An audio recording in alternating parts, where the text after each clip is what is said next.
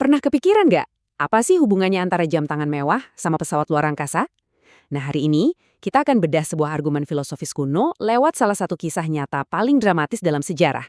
Sebuah perjuangan hidup dan mati di luar angkasa yang bakal memaksa kita buat bertanya lagi tentang asal-usul kita sendiri.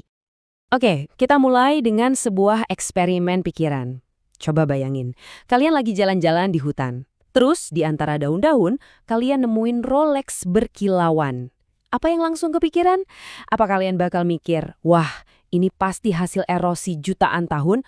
Tentu enggak kan? Kalian pasti langsung tahu kalau ada seorang pembuat jam yang pintar yang rakit jam itu. Nah, analogi simpel inilah inti dari semua yang akan kita bahas. Pertanyaan soal jam tangan di hutan tadi itu membawa kita ke sebuah persimpangan yang fundamental banget.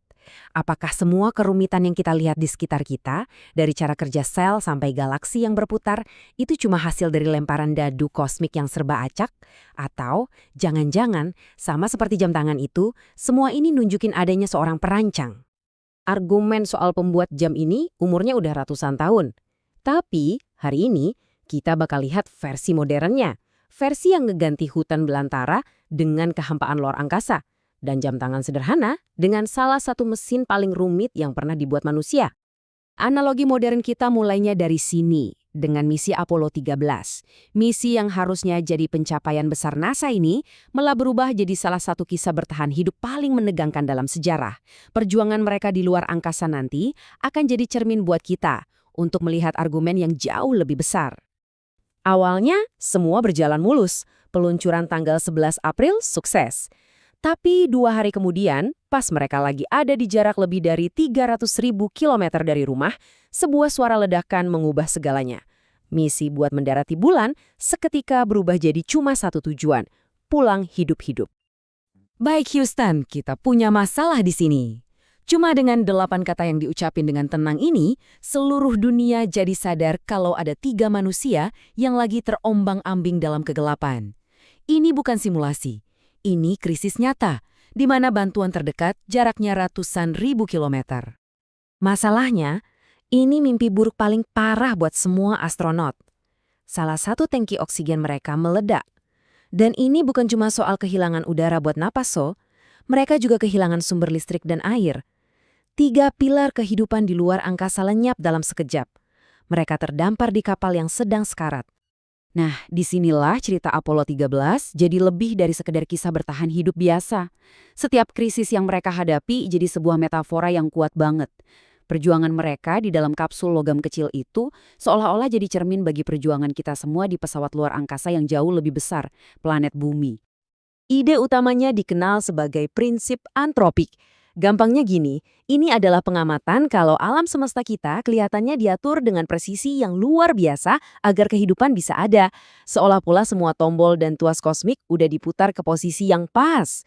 Yuk kita lihat gimana masalah para astronot tadi ngegambarin tombol-tombol kosmik ini.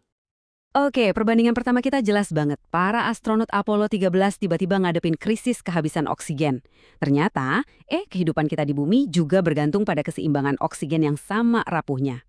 Coba deh pikirin ini, atmosfer kita itu isinya 21% oksigen. Nah, sumber yang kita bahas ini ngejelasin, kalau aja angkanya naik jadi 25%, dunia kita ini bakal gampang banget kebakar. Api bisa muncul di mana-mana. Tapi kalau turun jadi 15%, kita semua bakal mati lemes.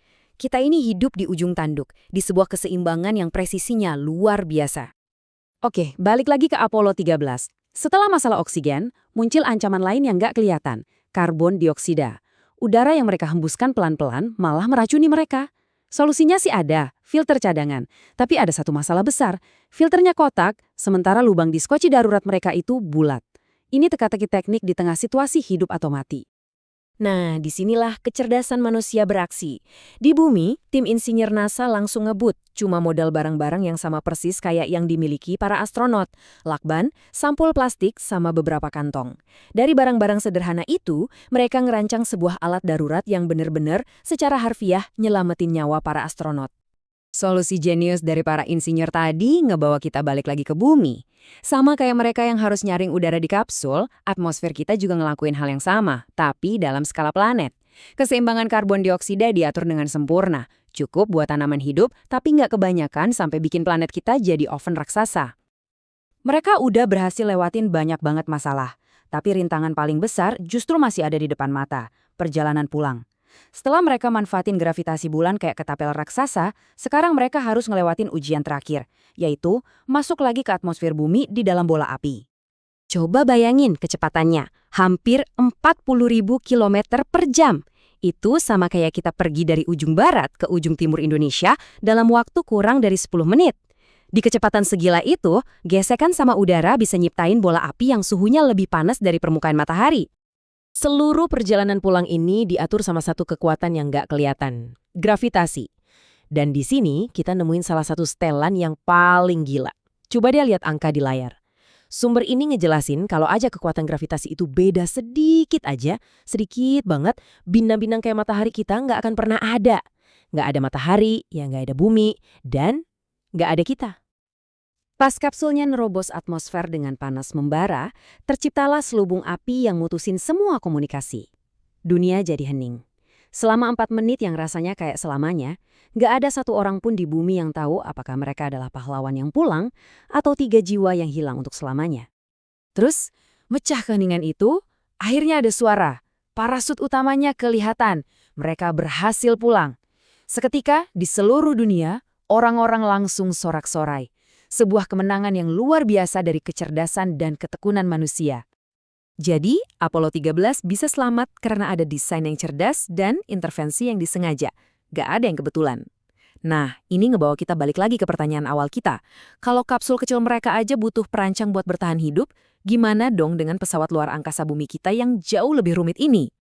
Jadi, seberapa mungkin sih pesawat luar angkasa bumi kita ini muncul karena kebetulan? Menurut perhitungan yang dikutip di sumber ini, kemungkinannya 1 banding angka ini. Biar kebayang ya, jumlah atom di seluruh alam semesta yang kita tahu itu masih jauh lebih kecil dari angka ini. Jadi ini bukan cuma kecil kemungkinannya, tapi hampir nggak bisa dibayangin. Nah, ngadepin kemungkinan yang mustahil ini, ada 2 penjelasan utama yang muncul.